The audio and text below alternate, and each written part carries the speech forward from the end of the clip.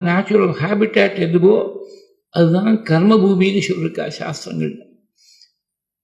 மாடுகள்னா வேணுகானத்தை கேட்டுவிட்டு அப்படியே மண்டி போட்டுட்டு காதை தீட்டுண்டு அப்படியே வெச்சகன் வாங்காமல் பகவானையே பார்த்துட்டு இருக்கு. கண்ணுக்குட்டிகள்லாம் பாதி பால் ஊட்டிகிட்டே இருக்கிறது வேணுகானம் கேட்டுது.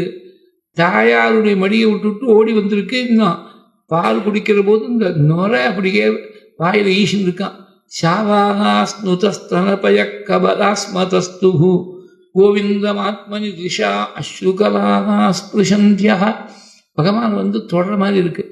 தொடர்னா ஃபிசிக்கலாக அதுக்கு காலால் தானே தொடரும், காலால் உடம்பால் வந்து தொடரை. பசுவுடைய கண்ணில் பார்த்தீங்கன்னா மாட்டுக்குட்டியில் பாருங்கோ, எப்போதும் ஒரு பொட்டு ஜலம் அங்கே தேங்கி நிற்கும். அந்த ஒரு பொட்டு கண்ணீரால் பகவானை தொடர மாதிரி இருக்கான். திஷா அஸ்ருகலாக ஸ்பிருஷந்தியா. இது ரொம்ப முக்கியம்.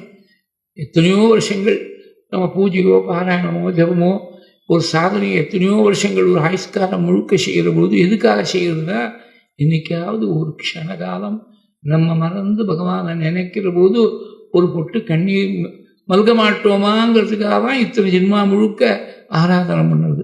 காதலாகி கசிந்து கண்ணீர் மல்கி ஓதுவார் தம்மை நன்னறிக்கு உய்ப்பதும் வேதம் நான்கினும் மெய்ப்பொருளாவதும் நாதன் நாமம் நமச்சிவாயவேன்னு சொன்னார் சம்பந்த பெருமான்.